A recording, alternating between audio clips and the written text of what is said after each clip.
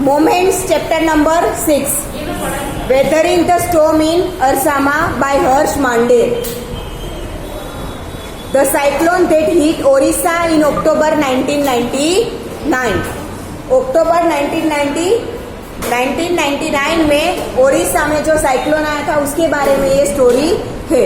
Killed thousands of people and devastated hundreds of villages. बहुत सारे villages को तहस नहस कर दिया था और थाउजेंड्स ऑफ पीपल उसमें मर गए थे. For 2 dreadful nights, Prashant, a young man was marooned on the roof of a house. 2 रात के लिए वो एक घर की रूफ पर बैठा रहा था. On the 3rd day, he decided to go to his village. Did he find his family?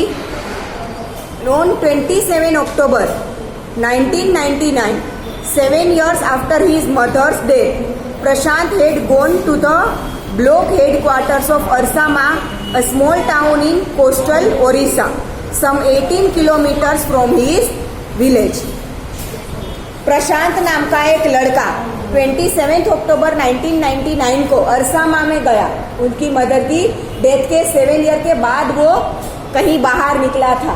अपने विलेज से 18 किलोमीटर जितने डिस्टेंस पर ये अरसामा आया था to spend the day with a friend. In the evening, a dark and menacing storm quickly gathered. Winds beat against the houses with a speed and fury that Prashant had never witnessed before. 27 अक्टूबर को वो अपने friend से मिलने के लिए अपने village से 18 kilometre दूर एक विलेज है अरसामा, ओडिशा में आया है. ठीक है, वहां पे वो गया था. कौन, उसका नाम क्या है? प्रशांत. शाम होते ही उसे क्या देखने को मिला? एक डार्क स्टॉर्म, मतलब डार्क क्लाउड्स, विंड एकदम हेवीली ब्लो हो रहा है. ऐसा लग रहा है कि घर भी इस विंड में टूट जाएंगे, इतना हेवी ब्लो हो रहा है. इसको वैसा प्रशांत ने कभी भी नहीं देखा था क्योंकि इतने बड़े स्टॉर्म हर साल नहीं आते. ठीक है. Heavy and incessant rain filled the darkness. Ancient trees were uprooted and crashed to the earth. ठीक है, इतनी हवा ब्लो हो रही थी कि घर से रूफ भी निकल रहे थे और बड़े बड़े ट्रीज, वो भी एंशियंट ट्रीज मतलब सालों पुराने बड़े बड़े ट्रीज भी रूट से उखड़कर नीचे गिर रहे थे. Screams rent the air as people and houses were swiftly washed away. लोग चिल्ला रहे थे. भारी बारिश की वजह से पानी भर गया था. वो पानी में आगे लोग और घर डूबते जा रहे थे. तो angry waters swirled into his friends house neck deep. उसके फ्रेंड के घर पे भी पानी भर गया नेक डीप, गले तक आए उतना. The building was of brick and mortar and was strong enough to survive the devastation of the winds velocity of 350 kilometre per hour. इतनी ज्यादा स्पीड से जो हवा चल रही थी उसके सामने उसका घर विथस्टैंड कर सकता था क्योंकि वो ब्रिक और अच्छे से सीमेंट से बना था. But the cold terror of the family grew with the crashing of trees that had got uprooted and fallen on their house. Some of time in the middle of the night, damaging its roof and walls. ठीक है, पर उनके घर वालों को, उनका घर मजबूत था तो वैसे डर नहीं था, पर उन्हें डर कब लग रहा था?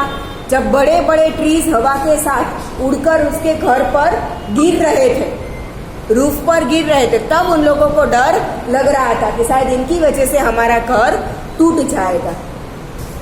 The crazed destruction wrought by the cyclone in the surge of the ocean continued for the next 36 hours. ये 36 आवर तक कंटिन्यू ऐसा चलता रहा. Although wind speeds had reduced somewhat by the next morning. दूसरी सुबह तक हाँ, विंड की स्पीड थोड़ी कम हो चुकी थी, पर बारिश बंद नहीं हुई थी, पानी भरना बंद नहीं हुआ था. विंड की स्पीड थोड़ी बहुत कम हुई थी, रेगुलर तो हुई भी नहीं थी, फिर भी देखे तो ज्यादा ही थी. To escape the waters rising in the house, Prashant and his friends family had taken refuge on the roof. घर पे तो अंदर पानी बढ़ता ही जा रहा था, भरता ही जा रहा था, ठीक है। तो उससे बचने के लिए प्रशांत और उसकी फ्रेंड की जो फैमिली थी वो सब रूफटॉप पर जाकर बैठ गए। प्रशांत will never forget the shock he experienced at his first glimpse of the devastation wrought by the super cyclone in the grey light of the early morning. Early morning जब बहुत ज्यादा घर में पानी भर गया तब वो लोग रूफ पर जा रहे थे, तब तक वो घर पे ही बैठे थे। तो बाहर कितना डिस्ट्रक्शन हुआ है, कितना स्टॉर्म की वजह से नुकसान हुआ है, वो पहले प्रशांत ने नहीं देखा था। जब पहली बार अर्ली मॉर्निंग में वो रूफ टॉप पर गया तब आजू बाजू में देखा तो कितनी तबाही मच गई थी, उसे वो शॉक हो गया। A raging deadly brown sheet of water covered everything as far as the eye could see. जहाँ दूर तक देख सको तब तक पानी के पानी भरा था। Only fractured cement houses still stood in a few places. थोड़े बहुत टूटे हुए सीमेंट के जो घर थे वो कहीं पे खड़े खड़े दिख रहे थे, बाकी सब तो ट्रीज वगैरह तो गिर गया था। Bloated animal carcasses and human corpses floated in every direction. मरे हुए एनिमल और ह्यूमन के बॉडीज पानी में तैर रहे थे। All round even huge old trees had fallen. आजू बाजू के बहुत बड़े बड़े जो ट्रीज थे वो भी गिर गए थे।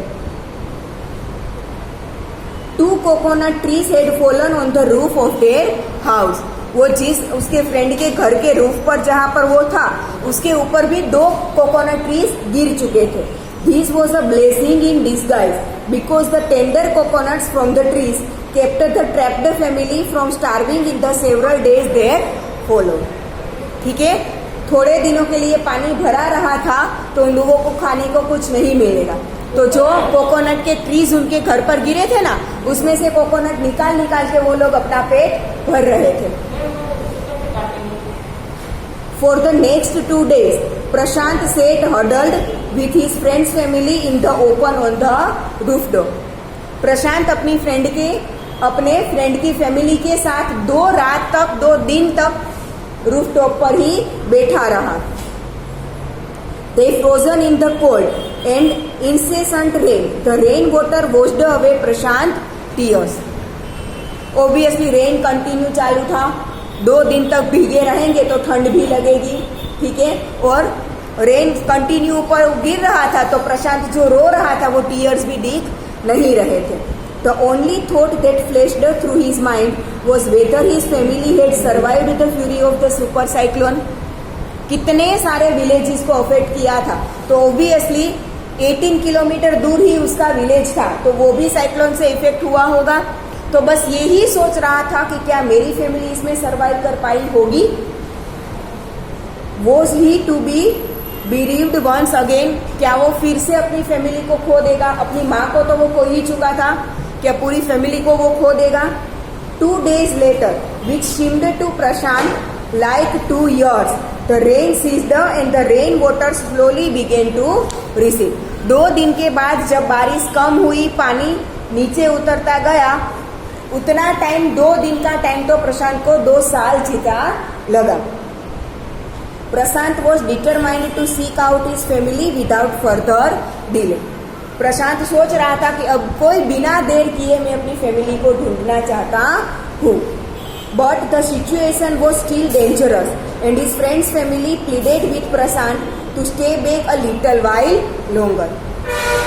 सिचुएशन अभी भी पूरी तरीके से ठीक नहीं हुई थी, अभी भी डेंजर था, इसलिए उसकी फ्रेंड की फैमिली प्रशांत से बोल रही थी कि तू थोड़ा टाइम के लिए यही रुक जा।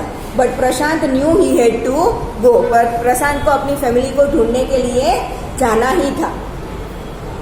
He equipped himself with a long sturdy stick and then started on his 18-kilometer expedition back to his village through the swollen flood waters. ठीक है, उसने अपने हाथ में लंबी सी छड़ी लकड़ी ले ली और पानी में से चल चल के अपने गांव की तरफ वो जाने लगा, क्योंकि ऑब्वियसली पानी भरा था तो व्हीकल्स तो चल नहीं सकते। ठीक है, 18 किलोमीटर उसे चल के जाना था। It was a journey he would never forget. He constantly had to use his stick to locate the road to determine where the water was most shallow. वो लकड़ी से ऐसे कर करके अपना आगे का रास्ता देख रहा था ताकि अगर कहीं पे खड्डा हो तो वो उसमें गिर ना जाए. At places it was waist deep. कहीं पर कमर तक पानी था and progress was slow. ठीक है, और पानी धीरे धीरे नीचे जा रहा था. At several points he lost the road and had to swim.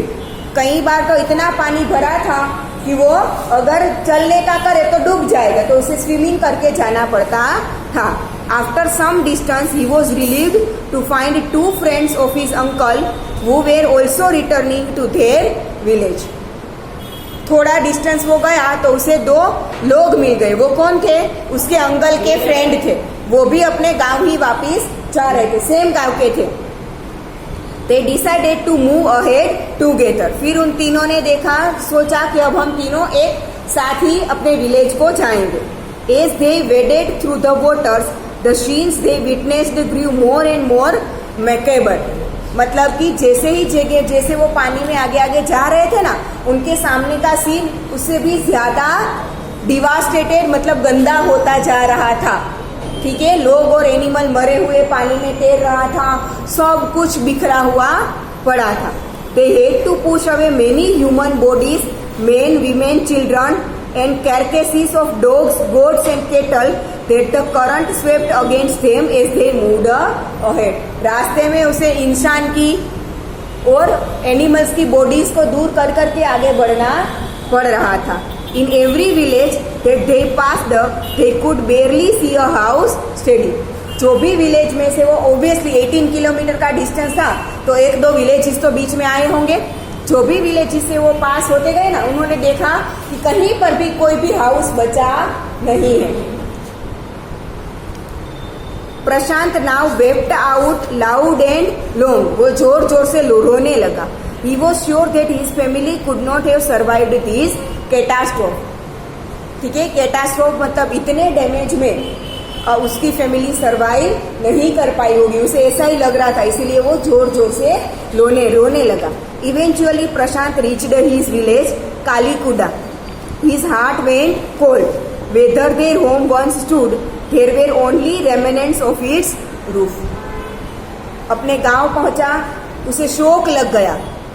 जहां पर कभी उसका घर हुआ करता था ना, वह वहां पे खाली सिर्फ दीवार के पिलर पर रूफ ही बचा है, बाकी सब कुछ पानी में धुल गया है. Some of their belongings were caught, mangled and twisted in the branches of trees. घर का सामान ट्रीज की ब्रांचेस ऊपर लटका हुआ, जो ट्रीज नीचे गिर गए थे ना, उसकी ब्रांचेस में चिपके हुए पड़े थे. Just visible above the dark waters. Young Prashant decided to go to the Red Cross shelter to look for his family. गांव में रेड क्रॉस शेल्टर्स बनाए गए थे. जो लोग जिंदा बचे हैं वो सारे इकट्ठा होकर वहां पे रहेंगे. ठीक है, तो प्रशांत वहां गया कि शायद उसकी फैमिली मेंबर्स वहां पे हो. Among the first people he saw in the crowd was his maternal grandmother. Maternal grandmother मतलब नानी माँ. मैटरनल ग्रैंड मदर मतलब नानी माँ, और पैटर्नल ग्रैंड मदर मतलब दादी माँ. ठीक है, तो उसने सबसे पहले अपने नानी माँ को देखा. Weak with hunger she rushed to him, her hands outstretched, her eyes brimming. 2 दिन से ऑब्वियसली ये सब कुछ चल रहा था, तो भूखी थी. जैसे ही उसने प्रशांत को देखा, दौड़कर उसकी तरफ वो आई और रो रही थी. It was a miracle they had long given him up for dead. वो उसे मिरेकल जैसा लग रहा था कि उसकी फैमिली मेंबर्स जिंदा थे.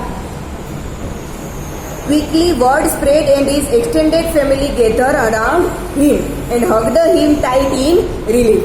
उसकी फैमिली को भी रिलीफ हुआ होगा ना कि उनका बच्चा ठीक है, और प्रशांत को भी रिलीफ हुआ कि मेरी फैमिली ठीक है. Prashant anxiously scanned the motley battered group. सारे ग्रुप को, मतलब जितने भी लोग वहां थे उन सबको देखा. आजू बाजू के ऑब्वियसली पड़ोसी को, गांव छोटा सा होता है तो सबको पहचानते हैं, कौन कौन जिंदा है क्या है वो देख सकता था. His brother and sister, his uncles and aunts, they all seemed to be there. अपनी फैमिली के उसे सारे लोग वहां पे दिखे. By the next morning, as he took in the desperate situation in the shelter, he decided to get a grip over himself. अब उसे शेल्टर की ज़रूरत थी, तो उसने अब क्या किया, अब ये रोना धोना चिंता करना बंद और काम करो कि जैसे हमें अपना फिर से हम अच्छे से रह सकें. He sensed a deathly grief setting upon the 2500 strong crowd in the shelter. 2500 लोग वो शेल्टर में बैठे थे. 86 lives were lost in the village. उसके गांव में 86 लोगों की डेथ हो गई थी. All the 96 houses had been washed away. पूरे विलेज में 96 हाउसेस थे, सबके सब पानी में वॉश अवे हो गए थे. It was their 4th day at the shelter. Shelter में वो चौथा दिन था उनका. So far they had survived on green coconuts but there were too few to go around such a tumult of people. इतने सारे लोगों के लिए अब कोकोनट भी कम पड़ने लगे थे.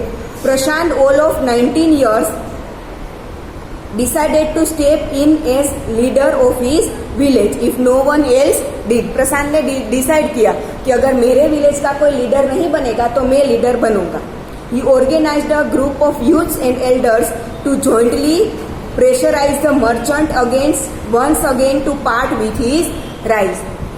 उसने प्रशांत ने क्या किया, यंगस्टर्स जो उसके फ्रेंड्स वगैरह थे सबका ग्रुप बनाया और मर्चेंट मतलब गांव का जो व्यापारी होता है उसे बोला कि अपने राइस में से अब लोगों को देने लगो.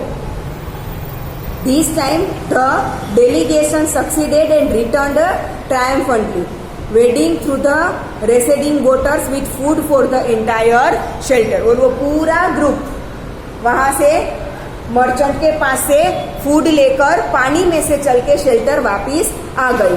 No one cared that the rice was already rotting. किसी को केयर नहीं थी कि वो राइस है वो पानी में भीग चुके थे, फिर भी लोग खा रहे थे. ठीक है.